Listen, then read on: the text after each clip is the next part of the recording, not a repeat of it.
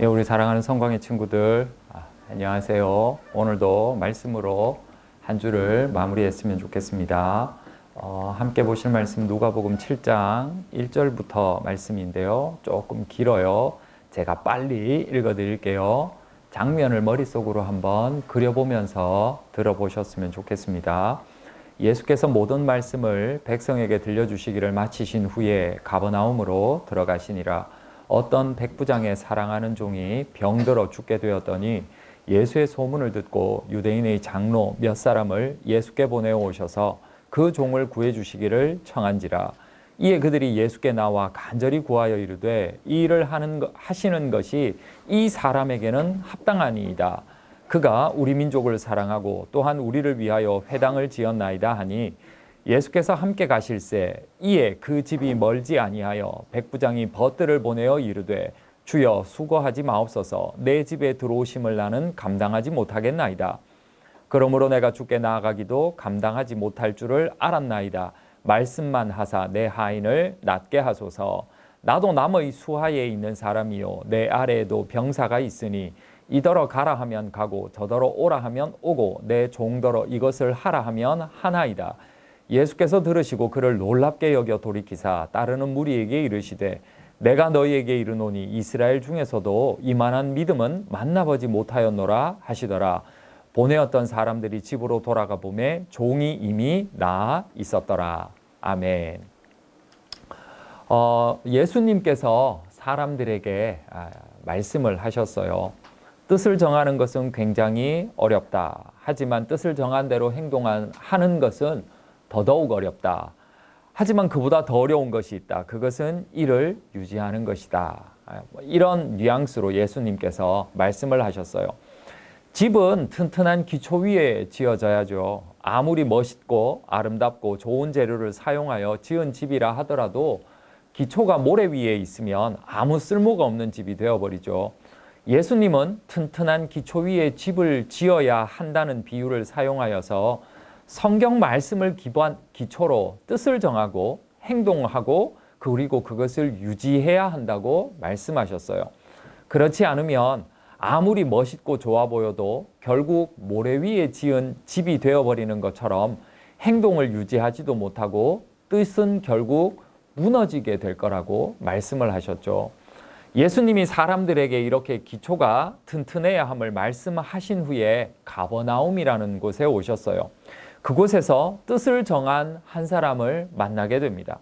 놀랍게도 그는 하나님께서 선택하신 이스라엘 백성이 아니라 이스라엘 사람들이 저급하게 취급하는 하나님의 선택을 받지 못한 이방인, 바깥 사람이었어요. 당시 예수님이 살고 있는 유대 나라는 로마의 점령하에 있었거든요. 로마는 유대인들을 억압하고 통치하기 위해서 주요 마을마다 군인을 두어서 다 지키게 합니다. 가버나움이라는 곳도 당시 갈릴리라는 곳에서 아주 중요한 마을이었기 때문에 로마 군인들이 주둔하고 있었어요. 백부장이라는 사람은 100명의 군인을 데리고 있는 군인이죠. 우리식으로 하면 중대장쯤 될 것 같아요. 이 백부장은 다른 백부장이랑은 조금 다른 사람이었던 것 같아요. 지역을 감시하고 다스리는 그런 직책을 맡고 있다면 일반적으로는 강압적일 수밖에 없고 무례할 수밖에 없잖아요. 그런데 놀랍게도 이 백부장은 회당을 지어줬다고 해요. 당시 가버나움에 있는 회당의 유물인데요. 이 회당은 유대인들이 하나님의 말씀을 읽고 듣고 해석하는 곳이죠. 우리식으로 하면 교회와 굉장히 유사한 곳이에요. 사진으로만 봐도 이것을 짓는다는 것은 결코 쉬운 일이 아닐 것 같지 않나요? 시간과 돈이 무엇보다 많이 들어가겠죠. 무엇보다 이 회당을 짓는다는 것은 자신의 신념에 반하는 일이었어요. 백부장은 당연히 총독을 따르는 사람이죠. 그런데 총독을 신이라고 믿고 있는 이런 사람들에게 다른 이방인들이 믿고 있는 신, 그리고 그것을 따르는 사람을 위해서 회당을 짓는다라는 것은 정말 웬만큼 뜻이 있지 않고서는 어려운 일일 겁니다. 뿐만 아니라 평소에 백부장은 이 회당의 장로들, 회당을 이렇게 회당을 관리하는, 그리고 회당의 주인처럼 있는 그들과 좋은 관계를 유지하면서 그들에게 존경을 받았다고 이야기를 하고 있어요. 또 이 백부장은 사랑이 많은 사람이라고 성경은 말하고 있어요. 자기 밑에서 심부름하던 종이 열병이 들어 죽어가는 것을 보고 이 아이를 살리기 위해 백방으로 노력했죠. 아이는 생명이 위독할 정도로 병세가 심각했어요. 이런 아이를 살리기 위해 자신이 다스리고 있는 나라의 사람인 예수에게 함부로 대하지 않았고 무례히 대하지 않았어요. 아이를 당장 고치도록 명령 내릴 수 있잖아요. 하지만 오히려 그는 예수에게 엎드리기까지 합니다. 요한복음을 보니까 당시 이 백부장은 가버나움에 살면서 예수님을 직접 보기도 했을 것이고 예수님께서 보여주신 물이 포도주로 변하는 그 기적에 대한 이야기를 들었던 것 같아요. 이를 바탕으로 백부장은 자신에게 있는 이 아이를 살리기 위해서 예수님에게 가면 아이가 나을 것이라는 확신, 즉 믿음이 있었던 것 같아요. 그런데 문제가 있죠. 자기는 유대 사람들이 볼 때에는 바깥 사람이기 때문에 자기 집으로 예수님을 오라 할 수가 없어요. 유대 사람은 절대로 바깥 사람 집에 들어가지 않습니다. 또 예수님은 자기를 알지 못하는데 갑자기 찾아가서 이런 부탁을 하는 것 자체가 굉장히 어려운 일이죠. 그래서 백부장은 회당의 장로들에게 부탁을 합니다. 당시 바리새인과 회당의 장로들과 예수님은 별로 관계가 좋지 않은 그런 사이였어요. 그럼에도 백부장의 요청에 그들은 한 사람이 아닌 여러 사람이 예수님에게 가서 백부장의 부탁을 하게 되죠. 백부장은 이들과의 사이가 보통이 아님을 보여주는 그런 대목인 것 같아요. 예수님은 이미 백부장을 알고 있었어요. 같은 마을에 살면서 모를 리가 없잖아요. 장로의 부탁을 받은 예수님은 즉시 백부장의 집으로 가게 됩니다. 그러자 백부장은 당황하기 시작해요. 얼마나 당황했는가 하면 아이를 고쳐줄 수 있는 유일한 분이 자기 집으로 온다니 손을 들고 맞이해야 함에도 불구하고 그는 오히려 손사래를 치면서 오지 말라고 그래요. 어떤 성경에는 나는 주님을 모셔드릴 만한 자격이 없다라고 번역되어 있거든요. 아니, 고쳐달라 할 때는 언제고 가서 고쳐주겠다고 하니까 오지 말라고 하는 건 도대체 뭔가요? 무엇보다 로마의 백부장이면 꽤 큰 힘을 가지고 있음에도 불구하고 갈릴리에서 이름 없는 그런 평범한 존재이면서 피지배국인 사람인 예수에게 너는 나의 집에 들어올 수 있는 자격이 없는 사람이라고 말할 수는 있을 것 같잖아요.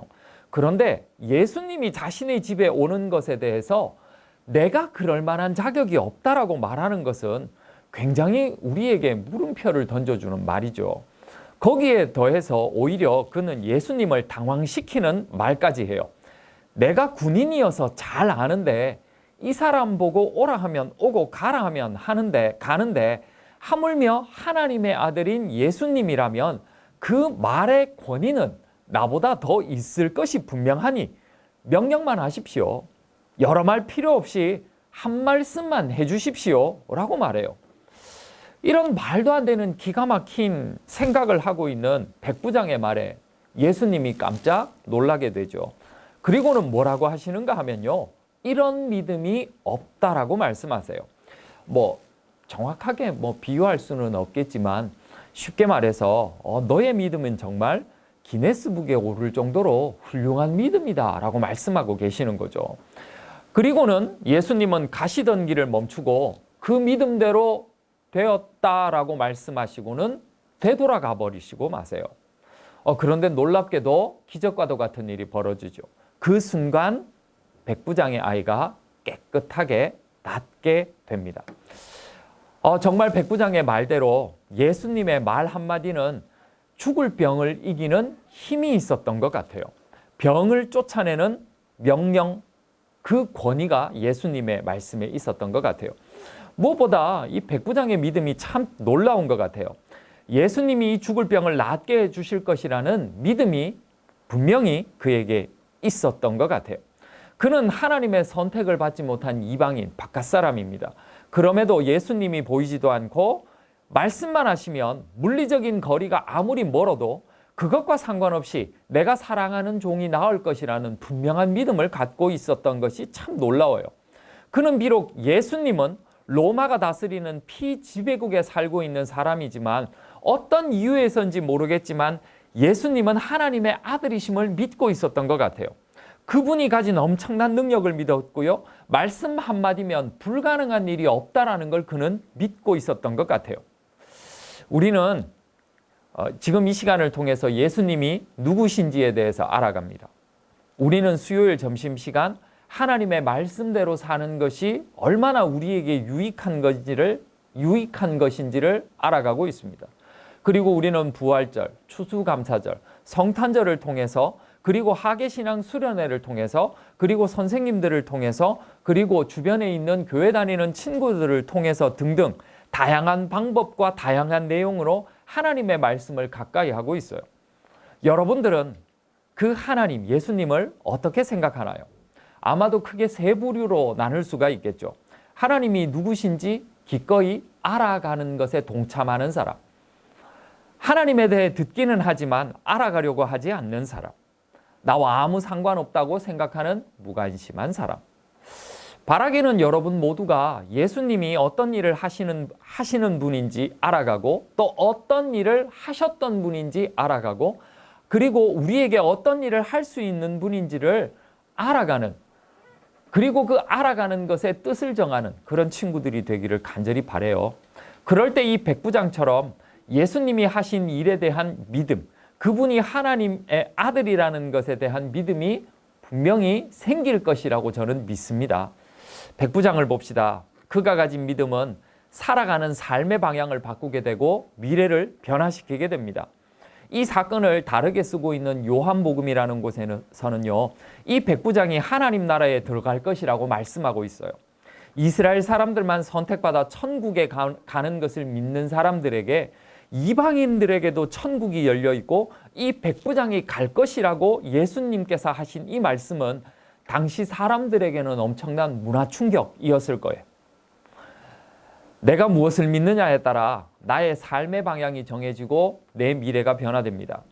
대부분의 사람들은 눈에 보이는 것을 믿으려고 하죠. 그러다 보니 그 눈에 보이는 것이 내 삶의 방향이고 내 미래가 되죠.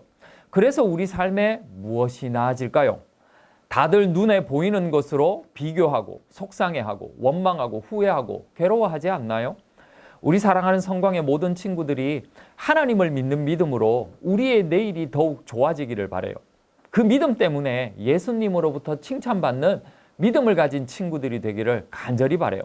하나님이 어떤 분인지를 알아가기를 힘쓰는 귀하고 복된 친구들이 되시기를 간절히 바라겠습니다. 광고 드리겠습니다. 매주 월요일 점심시간 우리 교육정보실에서 기도 모임이 있습니다. 많은 친구들이 함께 오셔서 기도했으면 좋겠어요. 그리고 오늘 아침에도 여러 기도 제목을 붙였죠. 건강, 인내, 몰입, 감사, 기쁨. 앞으로도 계속 그 앞에 붙여놓을 겁니다. 아무도 없어도요. 그 누구가 없더라도 자유롭게 필요한 것 하나 이상 떼가시면 됩니다. 여러분들이 필요한 것을 하나님께서 채워주시도록 기도할게요. 당연히 그런 능력을 소유하도록 힘을 얻도록 여러분들이 노력하는 하루가 되기를 바랍니다. 건강하기 위해서는 운동하셔야 되고요. 인내하기 위해서는 조금이라도 더 참으셔야 되고요. 몰입하기 위해서는 몰입을 방해하는 것들을 멀리 하셔야 되고요. 감사하기 위해서는 남이 가진 것 의식해서는 안 되고요. 기뻐하기 위해서는 마음을 굳게 먹으셔야 합니다. 그럴 때 하나님께서 여러분들이 필요한 것들을 채워주실 것을 믿습니다. 자, 위에서 잠시 기도하는 시간 가질게요. 하나님 아버지, 몸과 마음이 건강한 친구가 되기를 원합니다. 혹 몸과 마음이 아픈 친구들이 있다면 하나님께서 회복시켜 주시옵소서. 어떤 상황 속에서도 끝까지 참는 인내의 마음을 주시옵소서. 순간순간마다 흔들리는 마음을 붙잡아 주시고 하루를 잘 견딜 수 있는 멋진 친구들이 되게 하여 주시옵소서. 어떤 유혹에도 넘어가지 않고 해야 할 일을 집중해서 하는 힘을 더하여 주시옵소서. 우리를 방해하는 많은 것들에서 자유로운 마음을 주셔서 해야 할 일에 집중할 수 있도록 도와주셔서 좋은 결과 있도록 인도하여 주시옵소서. 하나님, 나에게 있는 큰 것만 찾는 마음을 바꿔주셔서 가지고 있는 작은 것에도 감사하는 사람이 될 수 있도록 도와주시옵소서. 가진 것에 늘 만족하는 사람 되게 하여 주시옵소서. 그래서 감사가 가득하도록 인도하여 주시옵소서. 어떤 상황에서도 기쁨이 가득한 마음 주시옵소서.